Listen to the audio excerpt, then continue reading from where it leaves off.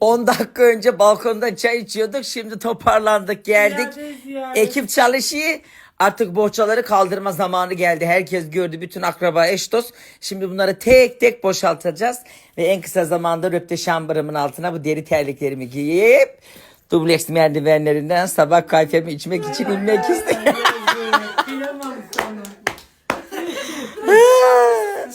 Az öbür evde de biliyorsun, sabahlar röpte şambır salı silkeleyemezdim. 2 takım eskittim. Sen onu ne yapacaksın? Kız münafıklar neye ki? Az önce sen de alıyordun, ne oldu? Bak gayet de. Lan ne oldu be? Terziye gidecek, en küçük bedeni buymuş bunun. Nuri Alça gibi. Tatlı kızlar, birer soğuk içecek alır mıyım? Sen de alıyordun az önce, ne oldu? İstemedim. Sen işte bu işte. Hayır. Seninki bunun kışlığı. O kalın polar gibi olandan diyor. Elahas ki bak. Olmazsa olmazım tabii ki de hamam tasım. Hamam tası gümüşten, yeni çıktım o işten. Lan eşek O sütlüymüş. eşek sütlü. Kendi sabunlarım da kendi bohçamda. Fena iyi bir şeyler anam. Yıka. Kertile kertile Köpürüyor. kirlerinizi sürtün. Bir ara halı yıkamayı deneyeceğim ama. Köpü süngerli ya, duman mı işe yarayacak? Ne vardı şurada? Şimdi gel, bunlara yer bulmak lazım. Bu sandıkları da tabii ki değerlendirdim. Bazanın altında ne kadar lif, hurç var. Hele liflere bak, liflere. Maşallah, subhanallah. Şu da güzel fena. Bunların hepsi biliyorsunuz ki çekime gittiğim yerlerde, Anadolu'da olsun, İstanbul'da olsun. Kadir Bey, bohçanıza, çeyizinize koyarsınız diyerekten. Bak, bak şuna bak. Burada bir kukulata vardı. Baksana, hele uşağımın şimdi. Yüzükü de. Falarsız ulan. Baksana. Kukulata, bundan bu takım nasıl güzel yapmışlar. uşağın Hepsini oteli bile sakladım. aldık, oteli. Ne ararsanız var. Mahmut Paşa.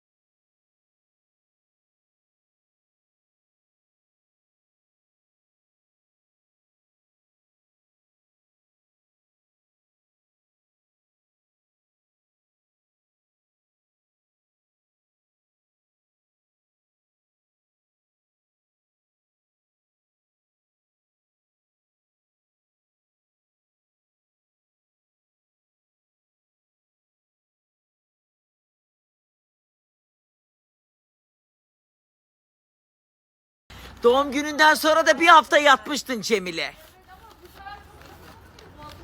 Senin üstüne dünya kadar misafir ağırladık, temizlik yaptık, ortalık sildik, süpürdük. Mutan. Ha, Cemile evlensin, balayında bir hafta yatar. Herkes benim gibi robot babür mü? Hayır. Cemile, sen evlendin mi? Kocan düğün salonundan sonra seni geri buraya yollasın, bir hafta dinlen, sonra gelip balayına götürsün. Yoksa balayında bundan bir hayır görmez. Mihra, sen nişanıma geldin mi? Oynadın mı? Eğlendin mi? Evet, beğendim. Beğendin mi? Beğendim. Peki sen benim doğum günümde neredeydin? Ananın karnındaydın. Bak, nişanında da çıktın, oynadın. Beni beğendin mi? Beğendim. Hadi öp bir kere o zaman beni. Öp bir kere, ben giydireceğim çorabını. Ben giydireceğim. Öp. Gamze de bakayım. Anne dur. Gamze de bakayım. Ne? Gamze. Gamze gel de. Ne? Benim stilim. Gamze gel.